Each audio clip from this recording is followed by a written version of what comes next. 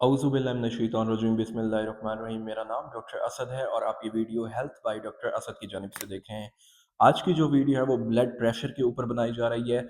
Basically blood pressure क्या होता है, इसके अंदर जो नॉर्मल वैल्यू होती है वो क्या होती है, सिस्टोलिक ब्लड प्रेशर क्या होता है, डायस्टोलिक ब्लड प्रेशर क्या होता है, हाइपरटेंसिव अर्जेंसी क्या होती है, हाइपरटेंसिव इमरजेंसी क्या होती है। ये सारी की सारी कंडीशंस जो है वो इस वीडियो के अंदर हम डिटेल में और उसके ऊपर हम सादा अल्फाज के ऊपर बात करेंगे। अगर आप चैनल के ऊपर न्यू हैं तो चैनल को सब्सक्राइब कर दें और बेल आइकन को प्रेस कर दें ताकि आने वाली तमाम वीडियोस जो है वो आप तक पहुंचती रहें और आप उनसे फ़ायदा हासिल करते रहें।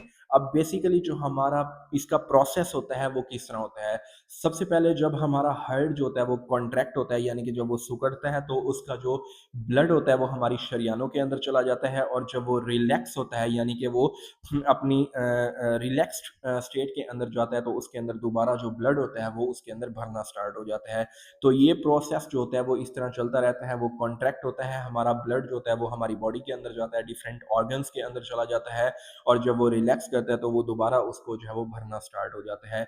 तो ये एक ट्रांसपोर्ट के तौर पे जो है वो काम करता है। तो उसके अंदर अब होता क्या है कि जो हमारी राइट साइड होती है हार्ट की, उसमें से जो ब्लड होता है वो पहले हमारे लंग्स के अंदर जाता है, वहाँ पे वो डीऑक्सीजनेटेड ब्लड से ऑक्सीजनेटेड ब्लड के अंदर कन्वर्ट होता है, और उसके बाद वो हमारे लंग्स में से हमारे हार्ट की लेफ्ट साइड पे जाता है, और वहाँ से फिर हमारी बॉडी के अंदर जो है वो जिस जिस ऑर्गन को उसकी ज़रूरत होती है वो ब्लड को भेज देता है। अब इसके अंदर जो सिस्टोलिक ब्लड प्रेशर होता है वो ऊपर वाला ब्लड प्रेशर होता है, और जो डायस्टोलिक ब्लड प्रेशर होता है वो नीचे वाला होता है।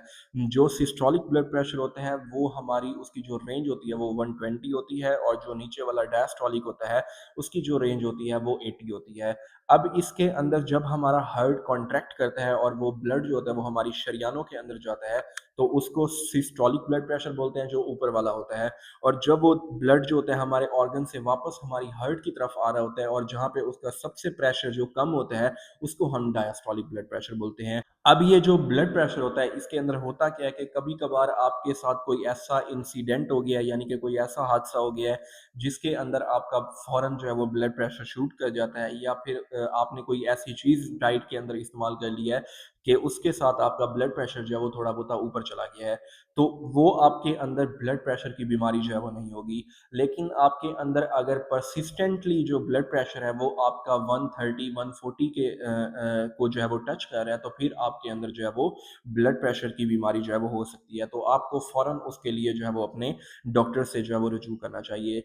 लेकिन अगर आपका ब्लड प्रेशर जो है वो 120 125 होता है, और कभी-कभार वो आपका जो है वो 130 और 135 पे चला जाता है, तो उसके अंदर आपको ये नहीं कह सकते कि ब्लड प्रेशर है। लेकिन हाँ, अगर वो परसिस्टेंटली आपके ऊपर अंदर जो है वो ज़्यादा हो रहा है तो फिर आपके अंदर जो है वो ब्लड प्रेशर की बीमारी हो सकती है। अब जो ब्लड प्रेशर होता है उसके अंदर क्या होता है कि अगर उसका जो ब्लड प्रेशर है वो अगर वो परसिस्टेंटली एलिवेट है और अगर आप उसको वक़्त के ऊपर जो है वो ट्रीट नहीं कर रहे, तो उससे आपके अंदर जो है वो मज़ीद कॉम्प्लिकेशंस हो सकती हैं। जैसे कि उससे आपका अपना हार्ट जो है वो उसके अंदर मसाइल हो सकते हैं, हार्ट अटैक हो सकते हैं आपके अंदर। उसके साथ-साथ आपके जो गुर्दे होते हैं, किडनीज़ होती हैं, वो आपकी फ़ेल हो सकती हैं। उसके साथ-साथ वो आपके दिमाग को अफ़ेक्ट कर सकता है जिसको हम स्ट्रोक बोलते हैं, और उसके साथ-साथ वो आपकी आइज़ जो होती हैं उनको भी अफ़ेक्ट कर सकता है। तो आपका जो हार्ट होता है उसके अंदर हार्ट अटैक, यानी कि उसके साथ-साथ आपके अंदर जो गुर्दे फ़ेल हो सकते हैं, उसके साथ ये आपकी आइज़ को अफ़ेक्ट कर सकता है, और उसको अगर ना ट्रीट किया जाए तो उससे आपको स्ट्रोक भी हो सकता है।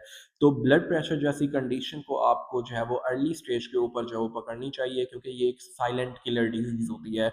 आपको पता भी नहीं लगता, और आपके अंदर जो आपके गुर्दे होते हैं वो फ़ेल हो जाते हैं, स्ट्रोक जैसी बीमारी हो सकती है, आपकी बीनाई जो है वो जा सकती है।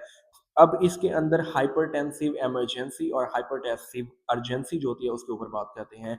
हाइपरटेंसिव अर्जेंसी जो होती है उसके अंदर अगर आपका ब्लड प्रेशर जो है वो 180 है, लेकिन अगर वो आपके ऑर्गन्स को डैमेज नहीं कर रहा, तो वो आपके अंदर जो है वो हाइपरटेंसिव अर्जेंसी है। लेकिन अगर वो आपके ब्लड प्रेशर जो है वो 180 है, और उसके साथ-साथ वो आपके ऑर्गन को भी डैमेज कर रहा है, जैसे कि किडनी हो गई या आपका ब्रेन, आइज़, ये सारी की सारी जो है वो चीज़ें डैमेज कर रहा है, तो वो फिर हाइपरटेंसिव इमरजेंसी होती है, सॉरी।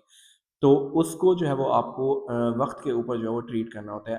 अब जो हमारे पास ब्लड प्रेशर होता है उसके लिए हमारे पास जो है वो काफ़ी अद्वियात मौजूद होती हैं, जिनको हम एंटी हाइपरटेंसिव ड्रग्स बोलते हैं। उनके ऊपर बात करने की ज़्यादा ज़रूरत नहीं है, क्योंकि वो आपको जो है वो आपका मुतल्लिका जो डॉक्टर है वो आपको आपकी कंडीशन के ऊपर, यानी कि आपकी जो ब्लड प्रेशर की रेंज है उसके ऊपर चेक करके उसको उसकी बेस के ऊपर आपके अंदर जो डोज़ है और जो मेडिसिन आपके अंदर इस्तेमाल करनी है वो आपको बताएगा। क्योंकि कब आपके अंदर उसकी डोज़ बढ़ानी है, कब आपके अंदर उसकी डोज़ जो है वो कम करनी है, उसके अंदर काफ़ी अद्वियात होती हैं, जैसे कि वोल्टेक हो गई, बाइफॉज के नाम से आती है टैबलेट, यानी कि एंटी हाइपरटेंसिव जो ड्रग्स होती हैं वो आप इसके अंदर इस्तेमाल कर सकते हैं। लेकिन अगर आपके अंदर अर्ली स्टेज पे आपने उसको जो है वो डायग्नोज़ कर लिया, तो फिर आप अपनी जो लाइफ़स्टाइल है उसको मॉडिफ़िकेशन करके उसके अंदर आपको उसको ठीक कर सकते हैं। अब आप उसके अंदर क्या कर सकते हैं कि आपने जो है वो डेली वॉक करनी है डेली बेस के ऊपर। अपना मोटापा है, जिन लोगों के अंदर मोटापा होता है तो वो अपना वज़न ज़्यादा से ज़्यादा कम करें।